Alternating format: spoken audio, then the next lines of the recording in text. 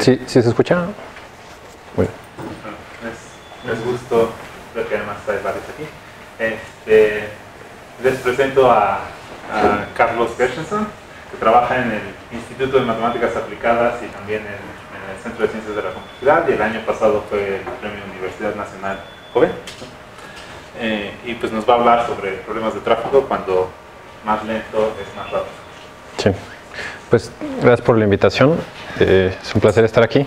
Pues este efecto lento es más rápido se da no solo en tráfico, digamos como que en tráfico es un ejemplo característico, pero pues simplemente en deportes.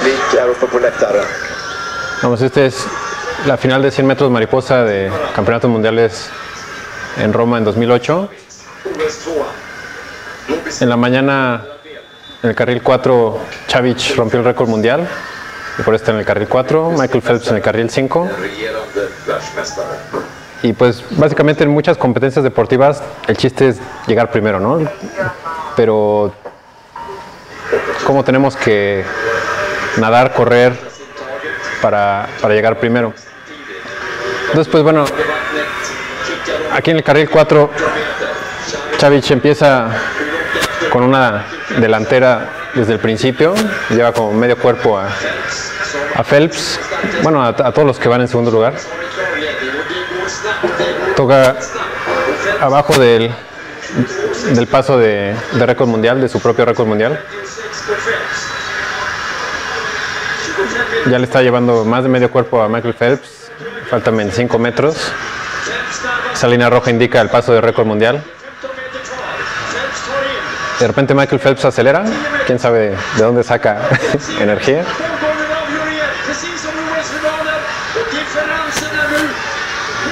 Y ese récord mundial todavía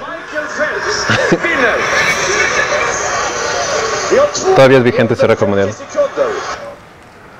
Entonces, pues digo, es un ejemplo claro que en algunos casos, pues si empiezas demasiado rápido, pues te cansas, ¿no? Entonces, como que, especialmente en carreras de medio fondo, pues no sé, en natación 400 metros, en atletismo la milla o, digamos, un poco más, importa mucho el paso. Si uno va pues muy relajado, pues no vas muy rápido. Pero si sales demasiado rápido, te cansas y te truenas. Entonces, ¿cómo ir a la velocidad máxima? Digamos, ¿cómo hacer tu mejor tiempo? Pues depende de muchos factores, de la distancia, de tus capacidades, de tu entrenamiento. Y digamos, es algo que no está determinado, pero es algo muy claro que si salimos a todo lo que damos, no necesariamente vamos a hacer nuestro mejor tiempo, ¿no? Entonces, este es un ejemplo del efecto lento es más rápido, que pues básicamente lo que quiere decir es que si simplemente aceleramos todo lo que podemos, no necesariamente vamos a llegar antes que si tomamos un paso más moderado. Digo, si nos vamos al otro extremo y es demasiado moderado, pues también es más lento, ¿no? Digo, lento es más lento. Y parece ser que el primer fenómeno donde se detectó digamos, una instancia de este efecto lento es más rápido fue en flujo peatonal. Digamos, en experimentos que hizo Dirk Helbing con gente de Budapest en 99, 2000, pues mostraron que personas que modelaban como si fueran partículas de gas, si querían salir de un recinto pues con mucha prisa, pues entonces generaban fricción y pues esa fricción hacía que se atoraran, y pues se estudiaron distintas maneras de prevenir esto, ¿no? Entonces, por ejemplo, algo que era contraintuitivo era poner un obstáculo a la salida. Entonces, por ejemplo, no sé, si supongamos que este salón está lleno y de repente empieza a temblar, pues todos ¡ah! Y digamos, si nos empezamos a empujar, pues probablemente no salgamos tan rápido como si, digamos, fuéramos un poco más ordenados. Pero si se pusiera una columna justo a la salida, pues uno podría pensar, bueno, ese obstáculo va a hacer que sea más lenta la salida. Pero de hecho, en algunos casos, si está bien diseñado, esos obstáculos, digamos una columna, puede amortiguar la presión de la gente que quiere salir y entonces ayuda a que los que están cerca de la salida no reciban esa presión del resto de las personas y salgan más rápido. Y bueno, hace poco un grupo de la Universidad de Navarra pues juntó varios estudiantes y pues, reprodujo este experimento. Entonces, digamos, aquí están saliendo de manera ordenada y aquí pues le llaman competitiva, ¿no? Pues yo diría más salvaje o no sé, podría decir con pánico, ¿no? Y sin pánico.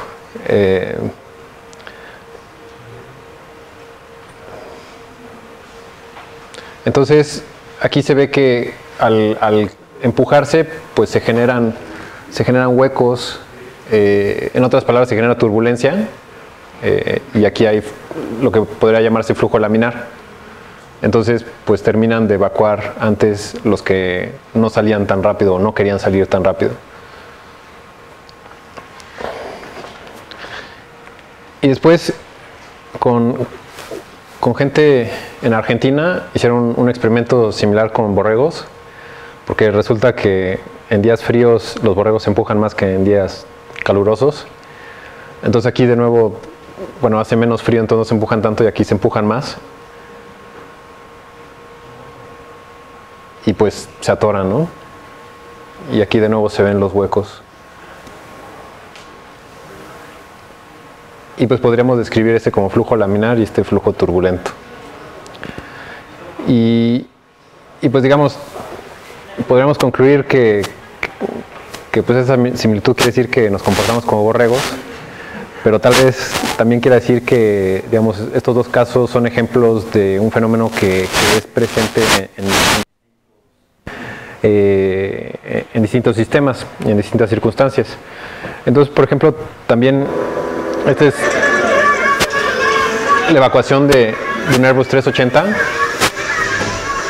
que por reglamento de la IATA, pues los aviones que entran en servicio necesitan evacuarse en menos de no sé cuántos segundos, ¿no? Entonces es así como que la prueba de fuego antes de que los empezaran a usar comercialmente y pues tienen que evacuar rápidamente. Y de hecho también a principios del siglo hicieron un experimento con simulaciones de multitudes. Y así como decía que si ponemos un obstáculo cerca de la salida, pues eso ayuda a que la gente no se amontone, pues los aviones tienen, digamos, su mobiliario ayuda a que la gente no empuje a los que están tratando de salir. Entonces, espero que nunca tengan que evacuar un avión, pero si lo tienen que hacer, ahí no aplica la cortesía. Mientras más rápido salgan, es más rápido. Porque, digamos, los asientos sirven de amortiguamiento. Creo que tienen que salir en 80 segundos, ¿no? Entonces, pues apenas lo hicieron. Pero resulta que encontraron que hay un diámetro crítico de la salida. Entonces, si la puerta de salida, si es más grande que ese diámetro crítico, entonces, pues digamos, mientras más rápido va la gente, más rápido desaloja. Pero si es más angosta, entonces sí hay este efecto lento, es más rápido y se empiezan a amontonar. Y bueno, hay otros casos en donde se ha encontrado... ¿Sabes cuál es el diámetro crítico? No, digo, tengo entendido que las puertas, por lo menos de los aviones modernos, son más anchas que eso, ¿no? Pero sí, he escuchado que digamos, la manera más eficiente de evacuar un avión es con pánico. Y bueno, como dato curioso, el mayor número de heridas que se hacen en las evacuaciones de avión es de la gente que va en las resbaladillas y trata de frenarse con los tobillos y se queman los tobillos. Entonces, pues no frenen y ya. Y bueno, también se detectó este efecto lento y más rápido con flujo mixto, digamos, de peatones simulados y vehículos, donde para ciertas densidades, si hay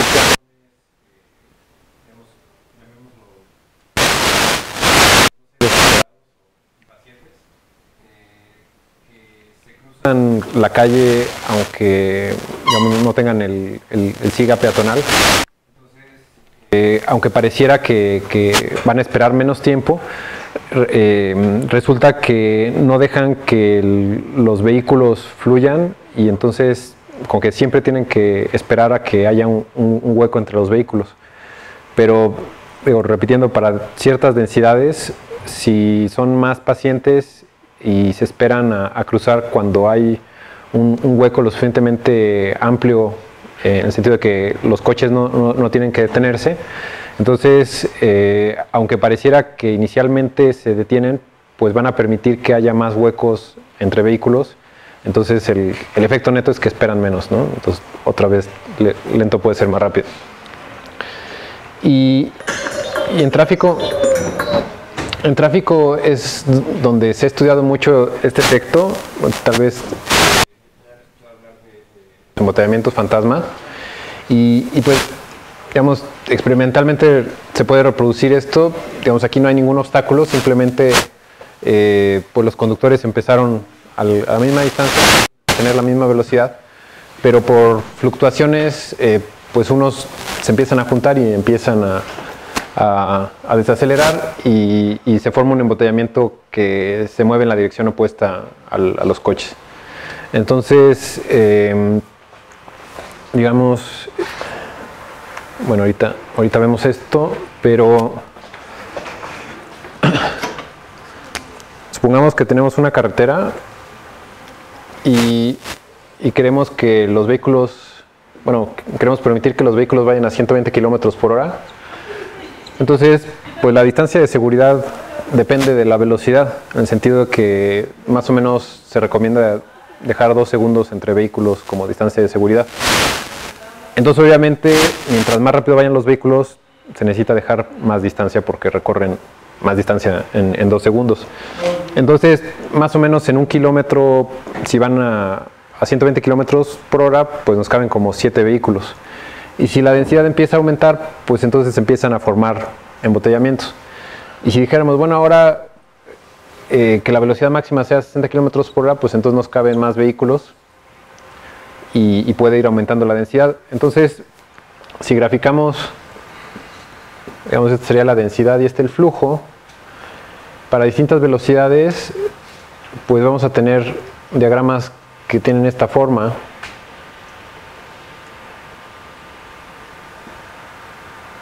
Entonces, lo que vemos aquí, entonces no sé, este podría ser 120, 80, 40 kilómetros por hora.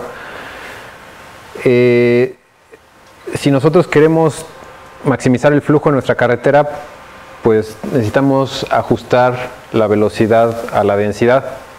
Y eso, y bueno, también en este diagrama, pues básicamente conforme va aumentando el número de vehículos, aumenta el flujo, se van moviendo más vehículos, pero luego se da la transición de fase de laminar a turbulento, y aquí tenemos embotellamiento y pues empieza a caer drásticamente el flujo.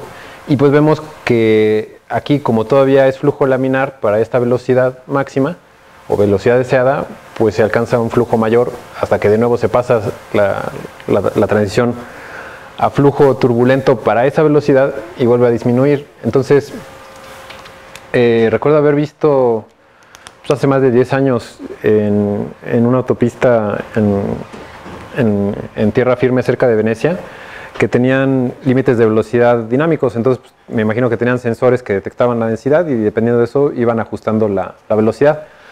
El problema es que gracias al factor humano no servía porque nadie ponía atención a los límites de velocidad.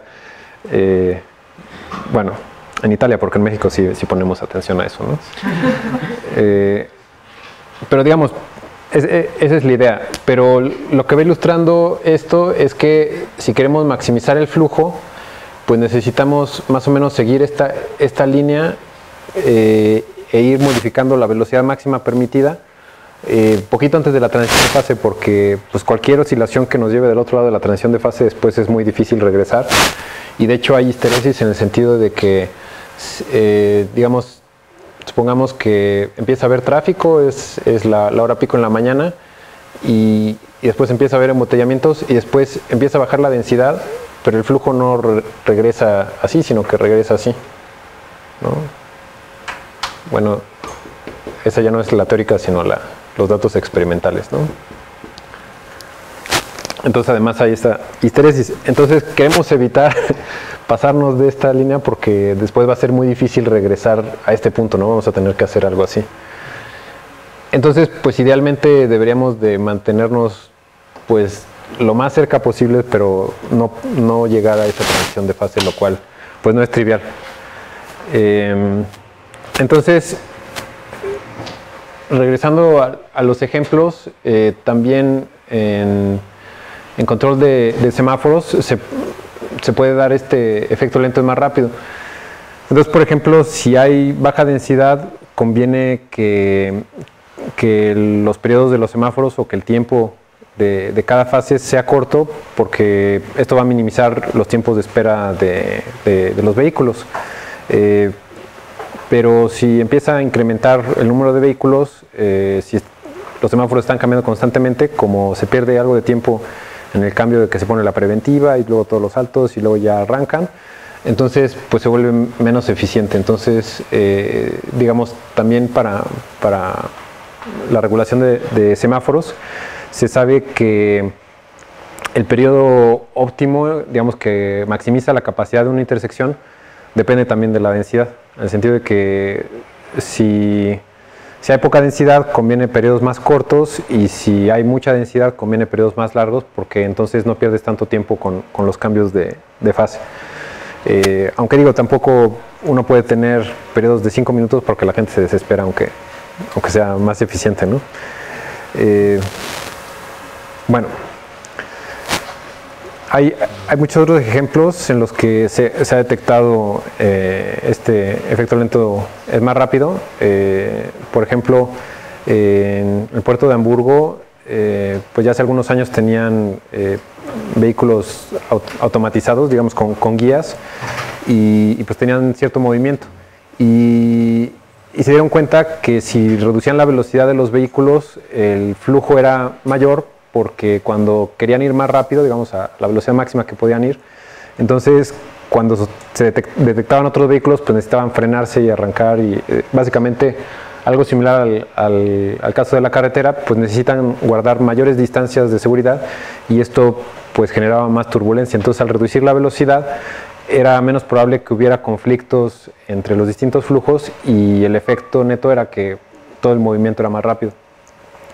Algo similar en producción de semiconductores, digamos, pues es un proceso de producción donde hay distintos pasos, y si se trata de maximizar todos los pasos lo más rápido que se pueda, se generan cuellos de botella, bueno, un cuello de botella que retrasa todo el proceso.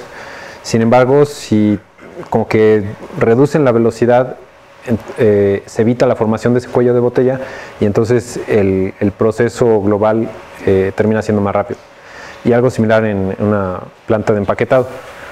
Entonces, digamos, pues está relacionado también con muchos casos que ahorita voy a mencionar más adelante, como la tragedia de los comunes, en el sentido de que si todos buscan el beneficio individual, no necesariamente lleva a un beneficio global. Y bueno,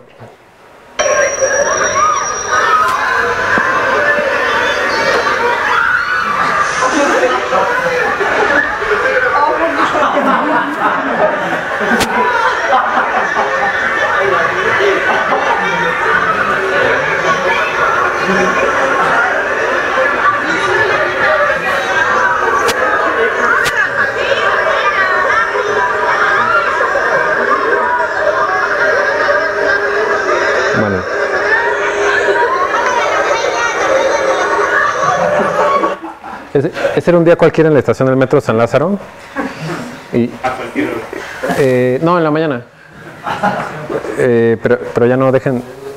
Aprovecho, digo, esto está un poco fuera de tema, pero Gustavo Carreón, que se doctoró hace poquito, estuvo trabajando en señalización en el metro, y ahorita les muestro unas fotos de cómo es la estación San Lázaro ahora.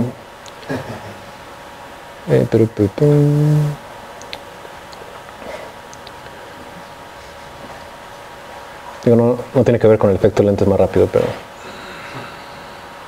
a ver.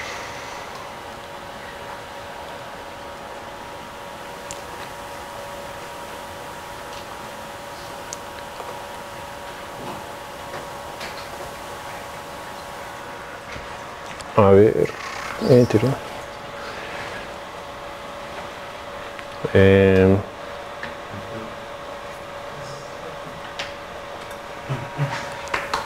pues tal vez hayan visto, instalamos unas líneas que básicamente le dicen a la gente dónde se van a poner más o menos las puertas, y la gente se empezó a formar sin que se les dijera que se formaran.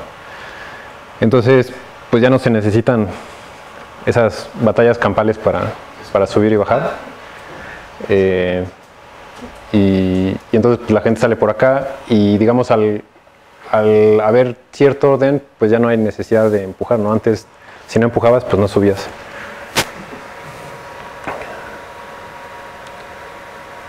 Bueno, ya, fin del comercial. Bueno, entonces digamos, hace algunos años lo que hicimos en transporte público fue usar autoorganización para regular los intervalos entre los trenes. Ahí lo que nos dice la teoría es que si los intervalos entre los vehículos, que pueden ser trenes, camiones, pumabuses, hasta elevadores, son iguales, entonces se minimiza el tiempo de espera de los pasajeros. Y entonces, pues mucha gente, desde los 50 que se demostró, es relativamente fácil demostrar que eso se cumple, pues ha intentado resolver lo que a veces en inglés se llama el bus bunching problem, y básicamente se da porque esa configuración donde hay intervalos iguales es inestable, es un poco como un péndulo invertido.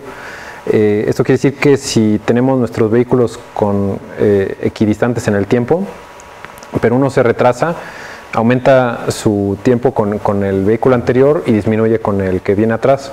Entonces, cuando llega a la siguiente estación, lo más probable es que haya más pasajeros de lo normal, entonces se empieza a retrasar más.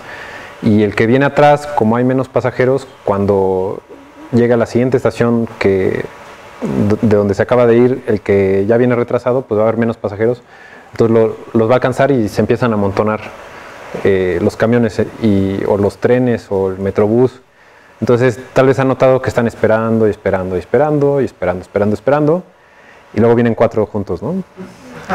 La explicación rusa es que estaban jugando dominó y ya luego se pusieron a trabajar, pero lo que nosotros pudimos mostrar es que simplemente esa configuración de intervalos iguales es inestable, porque cualquier perturbación se amplifica hasta que se colapse el sistema.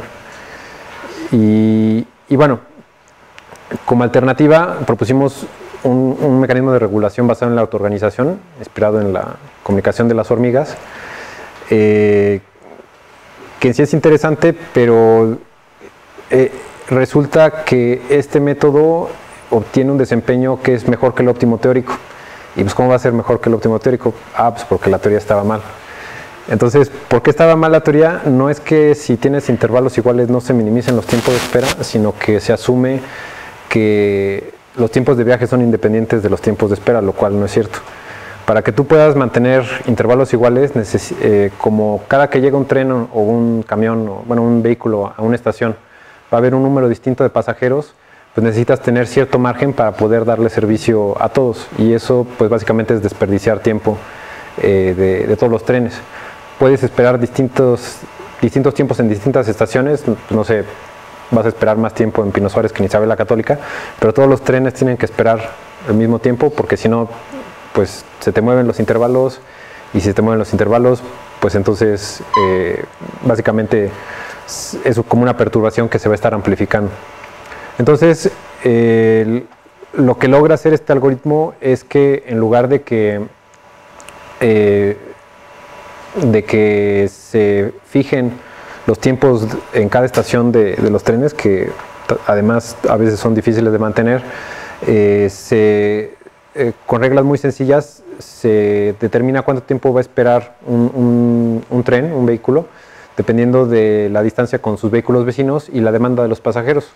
Entonces, más o menos una analogía sería verlo como que los trenes están unidos por resortes. Entonces, si uno se empieza a retrasar, pues el que viene adelante lo jala y el que viene atrás lo empieza a empujar. Pero también en cada estación hay como imanes cuya intensidad depende de la cantidad de pasajeros que están esperando en esa estación. Entonces hay flexibilidad para que si hay muchos pasajeros en una estación, pues mantengan cautivo al tren para que les dé servicio, ¿sí? Y no se ponen de muchos parámetros de eso. No. Bueno, está en ese artículo detallado. Y Gustavo, justo publicamos otro artículo que, digamos, hizo una mejora de este algoritmo en una simulación ya realista de la línea 1 de la Ciudad de México, y pues también los resultados son pues digamos de un incremento en la capacidad considerable.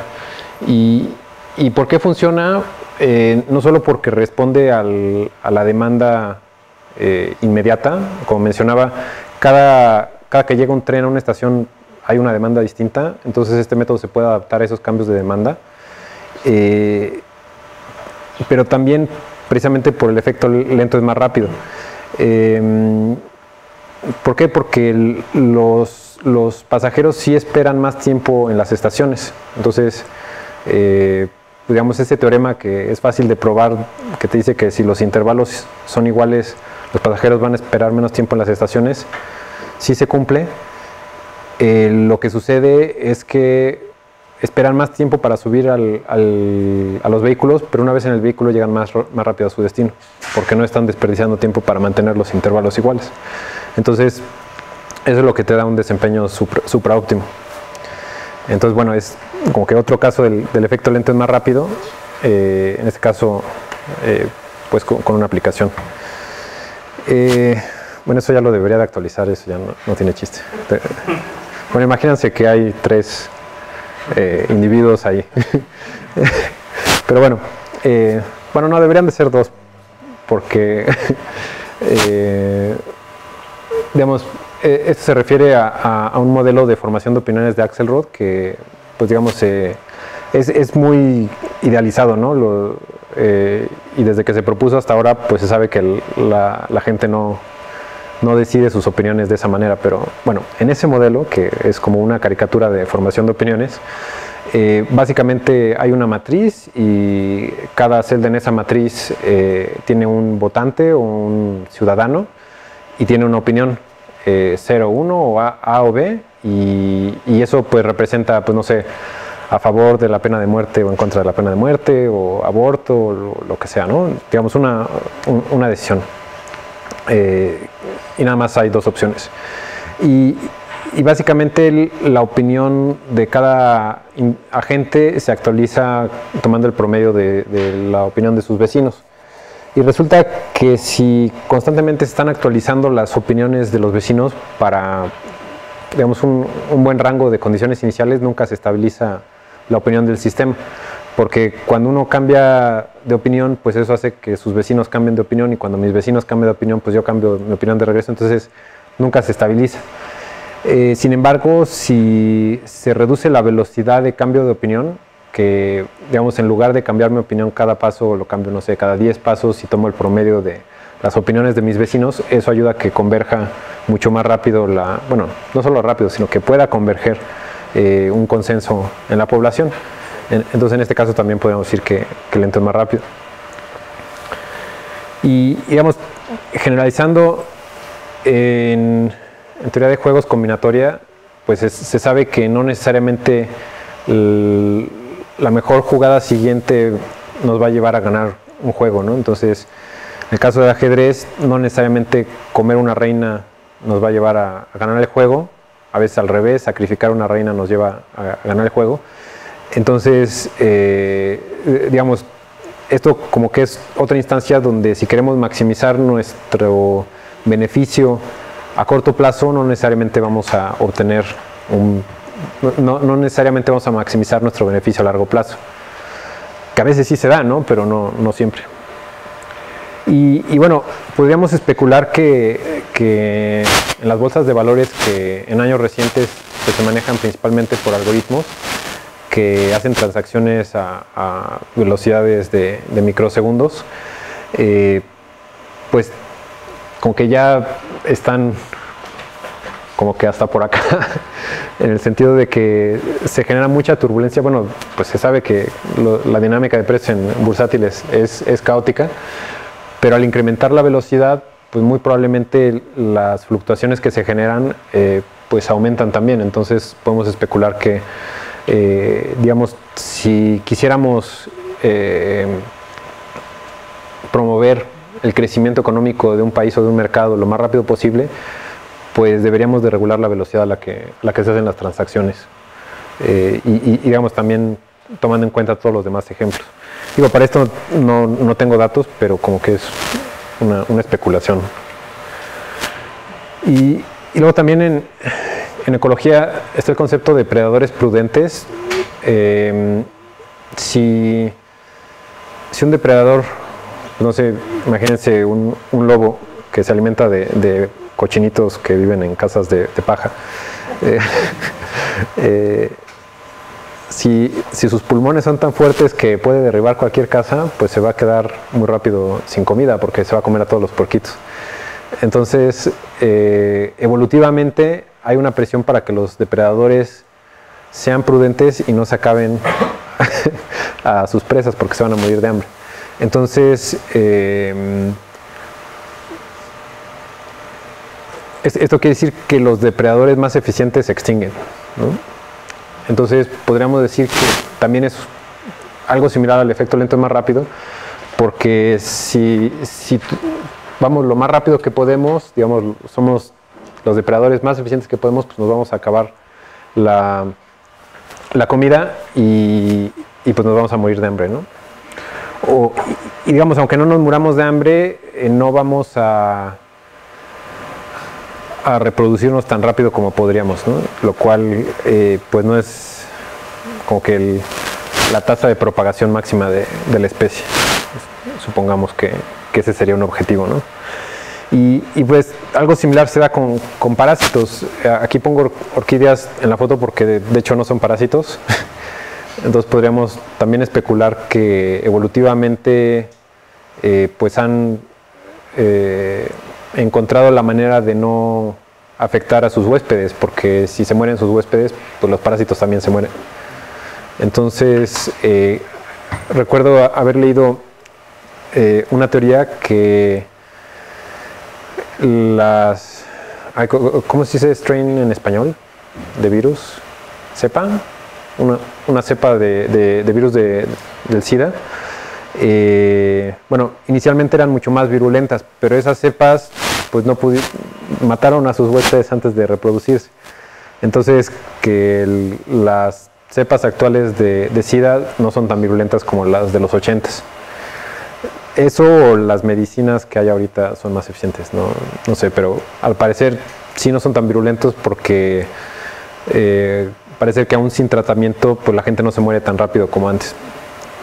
Y pues tiene sentido, ¿no? Entonces, de nuevo, si hay un parásito, una enfermedad que es demasiado mortífera, pues no se va a poder propagar. Entonces, pues digamos, estas películas como Epidemia o no sé, bueno, con estos escenarios apocalípticos, como que es difícil que se realicen porque si hay un virus o un patógeno que es tan letal que casi mata a todos los que se encuentra, pues no va a poder propagarse mucho porque todos se van a morir, ¿no? Entonces, y de hecho, probablemente conocen que pues hay muchas teorías de parásitos que convergen evolutivamente a simbiontes, como por ejemplo las mitocondrias en todos los eucariontes. Pues digo, no se sabe si inicialmente eran parásitos o no, pero digamos, hay ciertos beneficios en que haya armonía entre distintos actores. Y pues digamos, esto también aplica a manejo de recursos naturales, digamos, lo mismo de los depredadores prudentes. Y esto pues se conoce en muchas áreas, no siempre se respeta, pero por ejemplo la gente que maneja la pesca pues trata de calcular con ecuaciones muy complicadas y quién sabe si la tienen o no, pero pues trata de encontrar más o menos esta área en la que pueden sacar la mayor cantidad de peces sin que eso reduzca la pesca del año siguiente, pero tampoco quieren pescar menos porque pues entonces estarían muy lejos, ¿no? Y entonces no obtendrían tantos ingresos como podrían. Y bueno, hablando de manejo de recursos naturales, en un momento decidieron regresar al mar a los juveniles. Decían, bueno, pues los que todavía van a crecer, pues los regresamos al mar, que crezcan, y pues ya los de cierto tamaño, esos ya los pescamos. Y en pocos años el tamaño de los peces empezó a reducir, porque resulta que no solo regresaban a los juveniles, sino también a los enanos, que tenían amplias posibilidades de reproducirse, porque ya no tenían competencia de los grandotes. Entonces, por querer tener peces más grandes, acabaron con peces más pequeños. En fin. Pero pues bueno, lo mismo aplica para todo tipo de recursos no renovables. Y generalizando todavía más, podemos definir la adaptación como el cambio de un sistema en presencia de una perturbación, y dependiendo de la escala a la que se dé esta adaptación, podríamos decir que la evolución pues es adaptación, digamos, a través de generaciones. El desarrollo es adaptación durante la vida de un organismo, y el aprendizaje pues es en escalas temporales más cortas. Y en estos tres casos particulares de adaptación pues se sabe que hay un balance entre exploración y explotación, o también se conoce como la diferencia entre búsqueda en anchura y en profundidad. Entonces, imagínense que por ejemplo en ajedrez pues hay distintas jugadas que se pueden hacer en un momento, y dependiendo de esas jugadas pues hay otras jugadas que se pueden ir haciendo. Entonces se construye un árbol de posibilidades que explota muy rápido, entonces no hay manera de explorarlo de manera exhaustiva. Entonces pues hay distintas estrategias. Podríamos ver como que a corto plazo distintas jugadas que serían en anchura, o pocas jugadas las exploramos en profundidad. Entonces, de manera similar, esta adaptación pues puede enfocarse en una u otra, pero pues se sabe que esto depende mucho de la forma del espacio y de la escala temporal en la que sea. Entonces también aquí no hay como que una velocidad óptima, porque así como en el caso del flujo vehicular la velocidad óptima depende de la densidad, en el caso de la adaptación el balance entre exploración y explotación depende mucho del espacio de estado y de la velocidad a la que se necesita esta adaptación.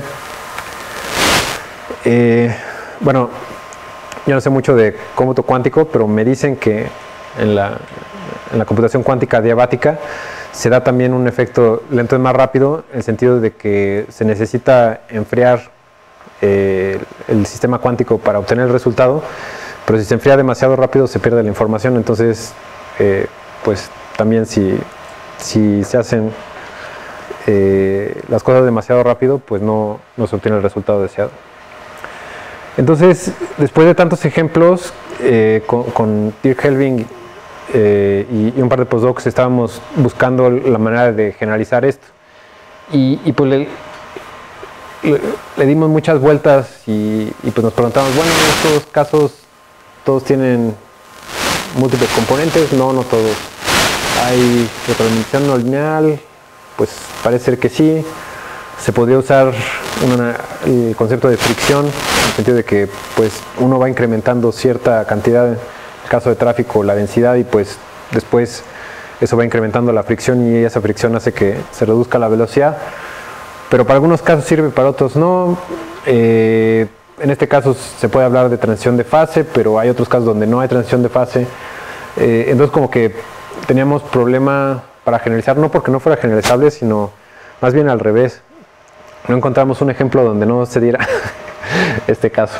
En el sentido de que si seguimos abstrayendo, básicamente lo que necesitamos para tener este efecto es una curva que no crezca indefinidamente. Entonces, pues si incrementamos, pues no sé, la velocidad de un avión infinitamente, pues por ahí hay una transición de fase donde el avión explota, ¿no? Ya se calienta demasiado, es por la fricción del aire. Entonces, pues podríamos decir que podría ser una consecuencia simplemente de que hay límites en el universo. Digamos que el universo en ciertos aspectos es finito, y si te pasas de esos límites, pues cambia el comportamiento del sistema.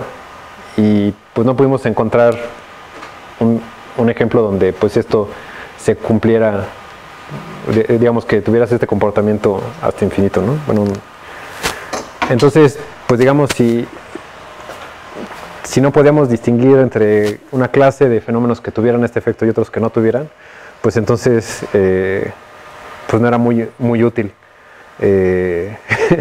esta distinción, ¿no? Pues se aplica a todo, pues no es distinción. Entonces en lo que nos quedamos fue por lo menos en enumerar condiciones necesarias para el efecto lento más rápido. Pues se necesita cierta inestabilidad que se genera, pues en el caso del tráfico, pues sí, después de una transición de fase. Esta se amplifica y pues esto te lleva a una ineficiencia que tiene que ver con una sobrecarga. Pero digamos como que se quedó un poco en el aire precisamente por esta situación que pues aplicaba a todos los fenómenos. Entonces, pues, si hay preguntas.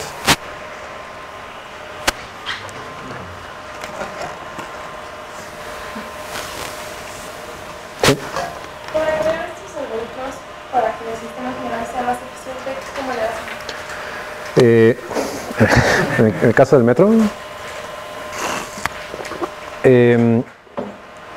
pues digamos, para explotar la autoorganización, o en general para explorar sistemas complejos, Heinz Pagels ya a fines de los 80 decía que las computadoras son como los telescopios de la complejidad, porque así como antes de que hubiera microscopios pues no teníamos acceso al microcosmos, antes de telescopios de cierta capacidad no teníamos acceso al macrocosmos. Bueno, no tiene ni un siglo que se detectaron objetos más allá de nuestra galaxia. Digamos, hace un siglo todavía se creía que todo el universo era la Vía Láctea. Entonces, pues mientras tengamos mejores herramientas, vamos a poder entender mejor cierto tipo de fenómenos. Y en general, los sistemas complejos pues se caracterizan porque hay interacciones entre sus componentes que generan información que no están ni en las condiciones iniciales ni de frontera. Entonces esto por un lado limita qué tanto puedes predecir, porque aunque tengas las leyes del sistema y sus condiciones iniciales y de frontera, no puedes predecir el futuro si no pasas por todos los estados intermedios. Porque digamos, aunque un sistema sea cerrado, determinista y demás, si tienes lo que digamos, el término técnico es irreducibilidad computacional, pues no puedes graficarlo con una función y yo estoy aquí, voy a llegar acá, porque simplemente hay demasiadas combinaciones.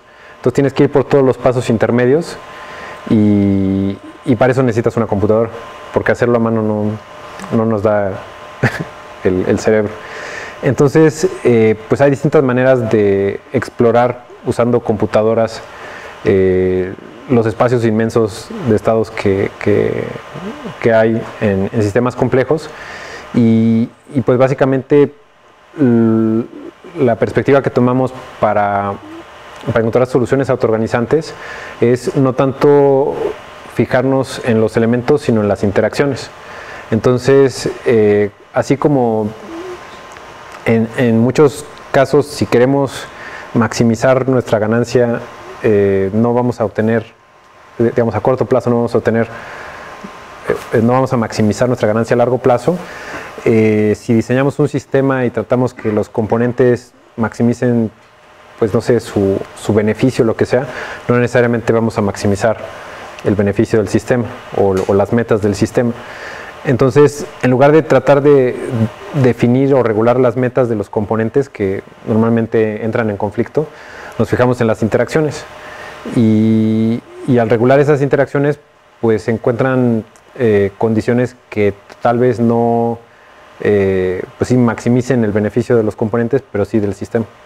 Y no solo eso, sino que como no estamos definiendo explícitamente qué es lo que tiene que hacer cada componente, permite que cuando hay un cambio de condiciones el sistema se adapte por sí mismo, porque no estamos definiendo circunstancia por circunstancia qué es lo que se tiene que hacer, sino encontramos las reglas de interacción mediante las cuales los componentes van a encontrar las soluciones, y así cuando el problema cambia, pues encuentran la nueva solución. Sí. ¿Cómo puedes implementar lo que encontraste en el método? Convenciendo a Claudia Sheinbaum. No, pues digo, la tecnología ya existe, pero ahí el detalle es la política. No, solo necesitas tener información de dónde están tus trenes vecinos y de cuántos pasajeros hay en las estaciones. Sí, la tienen en los centros de control, pero como en cajas negras que le compraron a una compañía francesa en los 90, entonces no la pueden sacar, o dicen que no la pueden sacar. Habría que llevar unos hackers con Arduino para ver. ¿Sí se puede o no se puede? Porque pues sí, la información está ahí en foquitos que se prenden y pues va diciendo por dónde van los trenes, pero digamos como que la opción cara es pues, poner sensores nuevos y cableado nuevo y comunicación nueva, y la opción hacker pues es poner una camarita que esté monitoreando esos foquitos y pues ya codificas en dónde está. Y ya luego si la señora de limpieza mueve la cámara se te cae toda la línea, ¿no? Pero sí, digo, muchas de estas opciones, propuestas, digamos, no se han podido llevar más allá por cuestiones más políticas que técnicas o científicas. Sí. Así es que si creían que sus compañeros de ciencias políticas la tienen más fácil, aquí está lo fácil. Una pregunta, por ejemplo, en el caso de las filas en el andén del metro, ¿cuánto tiempo le llevó, a partir de que presentaron la norma, cuánto tiempo llevó que la gente aprendiera el proceso de autorganización? Fue inmediato. Sí, no, bueno, el piloto lo instalamos en la estación Valderas, en la línea 1, en diciembre de 2016. Fue, no me acuerdo si viernes en la noche, sábado en la noche. Y digamos, pues el fin de semana, pues como que la gente que llegó, pues vio ahí, hubo gente que le hizo caso, hubo gente que no. Pero el lunes en la mañana ya había gente de Enjuve, de Protección Civil y de la policía que pues estaba ayudando, como que diciéndole a la gente, oigan, no se paran aquí, párense acá. Pero nada más se les dijo, no bloqueen la salida, y la gente se empezó a formar el primer día. O sea, no fue como algo reiterado, ¿no? O sea, sí fue reiterado en el sentido de que, pues inicialmente, pues casi, bueno, cuando la gente todavía no estaba expuesta, pues muchos ni veían las líneas, o venían con otras ideas, escuchando música, lo que sea. Entonces pues les tenían que indicar, oye, por favor, libera aquí, párate acá. Y los que sí se dieron cuenta, pues muy rápido como que se formaron, qué bien, y ya no tengo que empujar. Y inmediatamente lo adoptaron. Pero después de 1 o 2 semanas, pues ya se les tenía que recordar muy poco. Y entonces lo que decidió hacer el metro, pues lo empezó a implementar en otras estaciones, y conforme iba ampliando a otras estaciones, pues iba mandando personal de apoyo como que para educar o informar a los pasajeros de esa estación. Pero como cada vez más la gente ya ha estado expuesta en diversas estaciones a estas señales, pues cada vez la adopción era más rápida. Y no solo eso, sino que hay estaciones en las que todavía no ponen las señalizaciones y la gente ya se está formando.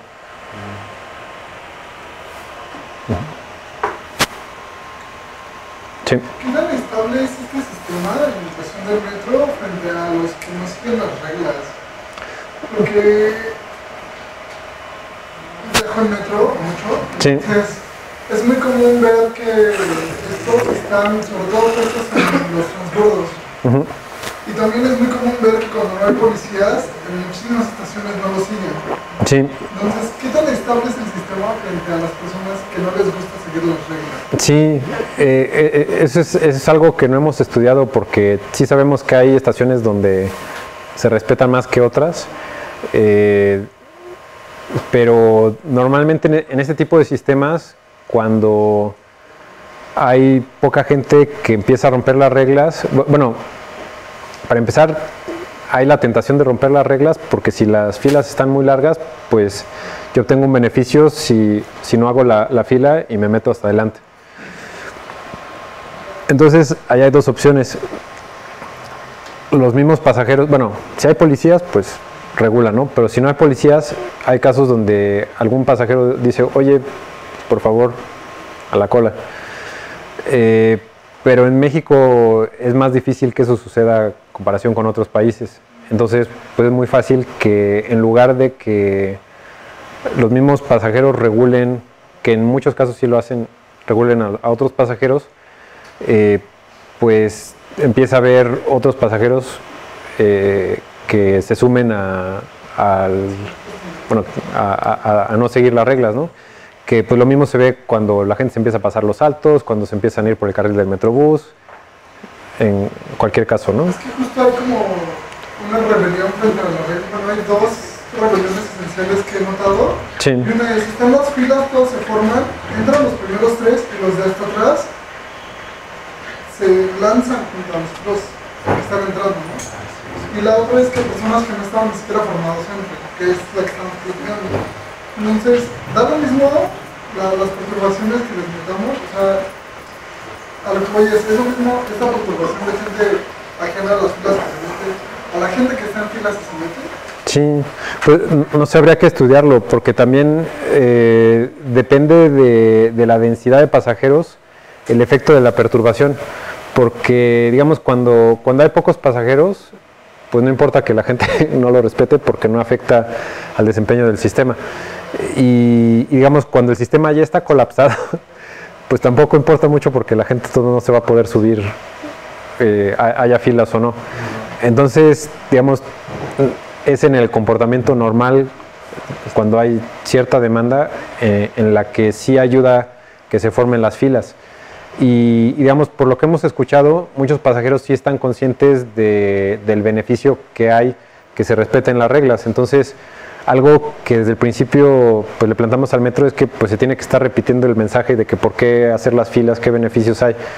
Y hasta hubo chavos de ciencias políticas que hicieron unos videos para que pusieran en las teles, se los pasamos, y no sé, creo que no los han usado por no sé qué motivo. Y también se les diseñaron unos carteles para que pusieran en los espacios espectaculares, tengo entendido que tampoco los han puesto. Entonces, pues bueno. ¿En tu opinión crees que la ciudad está saturada? Sí. Porque, o sea, bueno, sí hay muchas veces que pasa que a veces no necesariamente es que haya tráfico, sino que hay una persona en doble fila o cosas así, pero también también incluso tiene que ver con los horarios de la gente, ¿no? Sí. Hay demasiados trabajos que entran a la misma hora y todo eso, pero por ejemplo lo que dice en el Metro San Lázaro, no creo que haya menos gente ahora, sin embargo pareciera que hay menos. Sí.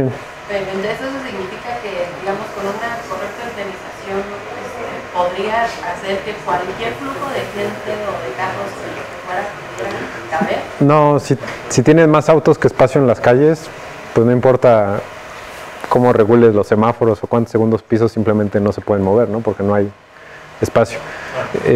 No, bueno, es que hay distintos factores que afectan la movilidad urbana y tú ahorita mencionaste varios de manera indirecta. Entonces, pues el primero es simplemente la necesidad de desplazarse. Que la gente que vive en Tecámac no pueda trabajar en Tecámac o estudiar en Tecámac, pues te genera una demanda de movilidad porque pues de allá vienen hasta acá, ¿no? Y pues 3 horas de ida, 3 horas de regreso. O en Zumpango, o en Iztapaluca, en donde sea, ¿no?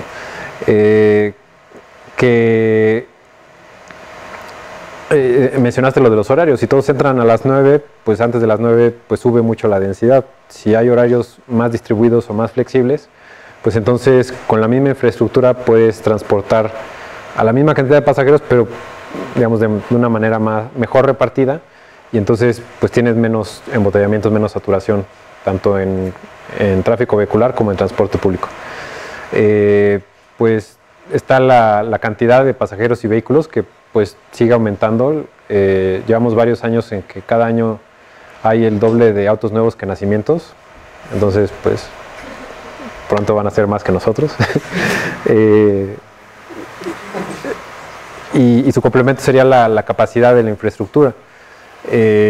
Ahí hay una paradoja en el sentido de que si tú aumentas la capacidad de infraestructura, en algunos casos esto te puede generar más demanda de la que estás tratando de atender, entonces pues sale peor porque generaste más demanda de la que ya tenías y acabas con más tráfico, con más retrasos de lo que tenías. Y esto aplica, digo, no solo para vías, pero por ejemplo, antes de que terminaran la línea 12, recuerdo que pues ya estaban anunciando en Valle de Chalco a 10 minutos en Pecero de Tláhuac casas o terrenos.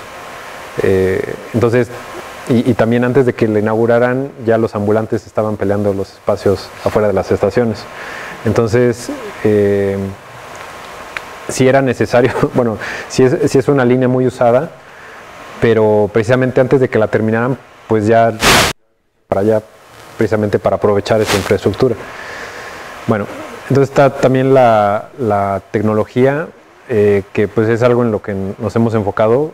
Si tienes mejores algoritmos, mejor regulación, mejor control, pues entonces puedes aumentar un poco la capacidad de tu misma infraestructura.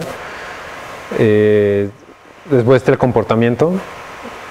Si, digamos, como en el metro, pero pues también en los conductores, pues si están cambiando de carril constantemente, si no cumplen el reglamento de tránsito y demás, pues en muchos casos simplemente el comportamiento hace menos eficiente la movilidad. El aspecto social también influye en el sentido de que todavía, digo, tal vez en la gente más joven ya no tanto, pero todavía en los de mi generación, tener un auto es algo aspiracional, como que es un signo de éxito. Como esta caricatura que está un coche, está un godínez atorado en su coche en el tráfico. Odio manejar, pero necesito el coche para llegar a mi trabajo. Y después está viviendo la vida godínez ahí en el trabajo. Odio mi trabajo, pero necesito para pagar las mensualidades del coche. Entonces, digamos, si la gente casi por instinto está comprando coches, pues eso no ayuda, ¿no? Digo, creo que eso poco a poco está cambiando por distintos motivos. Y finalmente, pues están los reglamentos y la planeación. Que en la Ciudad de México no es que no haya reglamentos, no es que no haya planeación, es que no se respetan. Entonces, pues, como si no hubiera. Y entonces, cada uno de esos factores afecta de manera distinta a la movilidad. Entonces, por un lado no vamos a encontrar una solución a la movilidad urbana porque es multifactorial y se necesitan atender todos estos factores de manera coordinada, pues para mejorarla ya sea pues distribuyendo los horarios, mejorando la infraestructura, reduciendo el número de vehículos, todo en paralelo.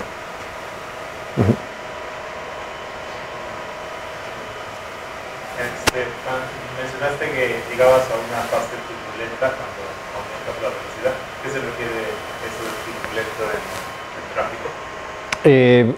Bueno, era esto que cuando ya tienes más de cierto número de vehículos, pues entonces uno va a frenar porque ya no hay espacio, ya no hay distancia de seguridad suficiente. Entonces, con esta densidad, pues uno frena y el que viene atrás de ese frena y el que viene atrás de ese frena, entonces empieza a tener estos embotellamientos fantasmas que son generados por simplemente bueno, no simplemente, por el deseo de querer ir más rápido. Entonces, al tratar de mantener distancias mayores, pues reduce la capacidad de la vía. ¿Pero hay alguna analogía con el fluido? O sea, que realmente... No sé qué tan metafórica sea o si haya por ahí alguna relación matemática. Sí, porque, digamos, sí es cierto que pues es más o menos acá podrías decir que tienes orden y acá tienes caos, pero ya, pues, digamos, los detalles de turbulencia, pues eso ya creo que no aplica, ¿no? Bueno, que frenes como si fueran dos partículas, una yendo y otra regresando, la que va regresando es la lenta, No sé. Sí. Por ejemplo, ya hay carros que se manejan solos, ¿no? Y en el futuro que sean pues más comunes y que la mayoría de la gente tenga carros que se manejan solos, ¿crees que sí sea más eficiente pues, el sistema para moverse? ¿O era como lo que comentabas ahorita, que puede ser que cree más demanda y salga peor? Sí, pues digamos, ambos escenarios son posibles y la gente que lo ha estudiado pues menciona que digamos como que los autos autónomos son una tecnología que podría ser prometedora, pero depende de cómo se acabe implementando, qué tanto beneficio pueda traer o hasta podría ser contraproducente. En el sentido de que, por ejemplo, si asumimos que, pues no sé, en un estado como Singapur, que pues es así como que democracia déspota, con pena de muerte, digamos, tienen autoridad suficiente y dinero suficiente y son lo suficientemente pequeños para poder decir, ¿saben qué? A partir de ahora, pues todos los autos van a ser autónomos y el Estado los va a manejar. Pero en Estados Unidos eso no lo van a poder hacer por las libertades y todo eso. Libertad. Bueno, entonces tal vez funcione en ciudades como Singapur, donde puedan como que integrar un sistema completo a nivel de ciudad y entonces que ya no haya autos privados. Entonces en principio pues todo sería tipo Uber, en el sentido de que, bueno, no solo Uber sino Uber Pool, en el sentido de que pues tú con tu teléfono pides un viaje, llega un vehículo por ti que es compartido, te lleva a tu destino, tal vez no va dejando y recogiendo gente en el camino y entonces esa idea reduce el número de vehículos necesarios en las calles porque los vehículos serían compartidos y también el número de estacionamientos considerablemente porque no necesitas tanto espacio porque no va a haber tantos autos porque todos en principio o la mayoría deberían de estarse moviendo. El problema es que en ciudades donde la gente tenga mayor libertad en decidir qué es lo que hace con su auto autónomo, pues probablemente haya gente que no quiera dejar que su auto autónomo esté llevando a otras personas mientras ellos no lo usan y que no lo quiera compartir y por ahorrarse el precio del estacionamiento en ciudades como Nueva York, que pues, fácil te cuesta $40 o $60 por día, pues mejor dejo al auto dando vueltas. ¿No? Pues es autónomo, entonces pues eso sería contraproducente.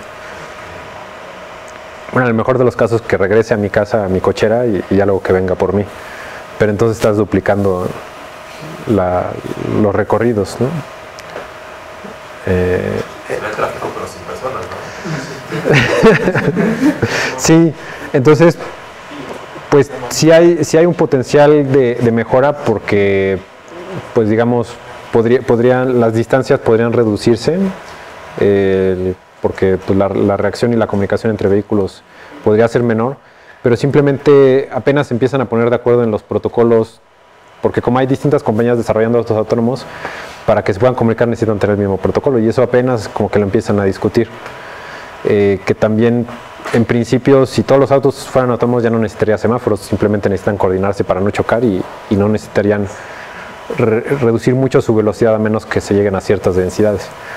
Y por otra parte, aunque todo esto, digamos, resulte con el mejor escenario posible y los autos sean compartidos y las compañías como Google o Uber que los monopolicen no se vuelvan no sé, malignas o aunque todo eso se dé, va a ser más eficiente seguir transportando gente con trenes que con autos aunque sean autónomos.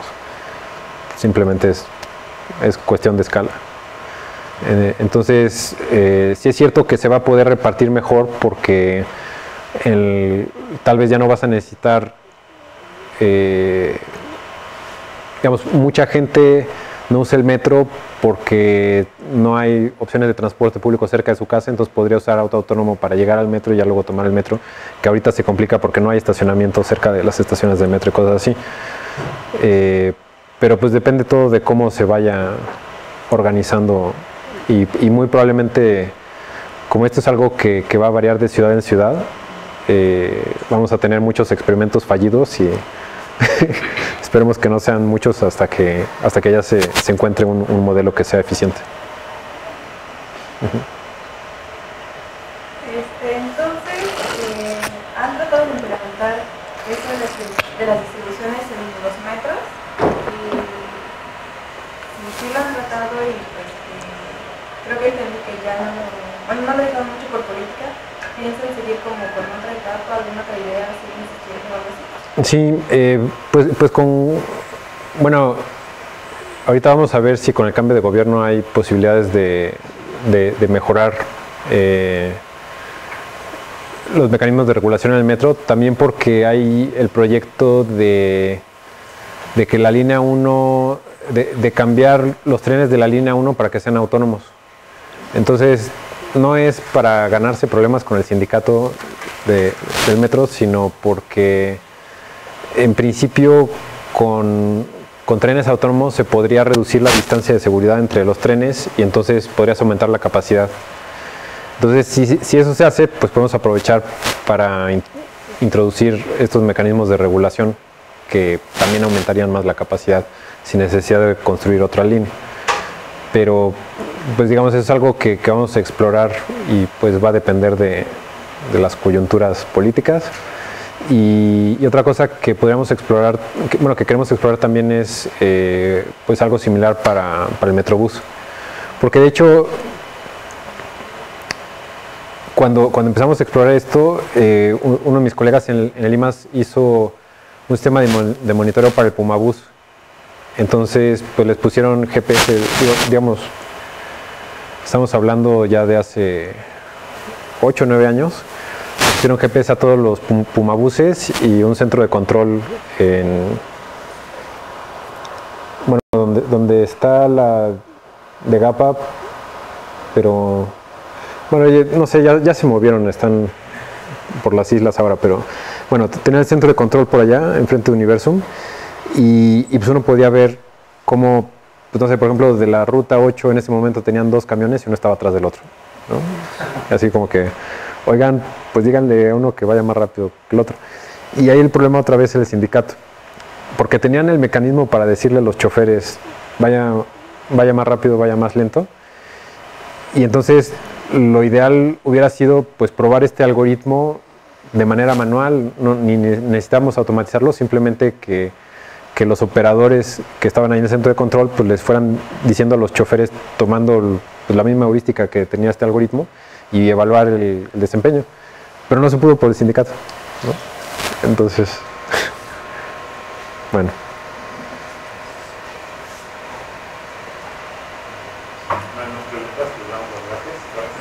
Gracias.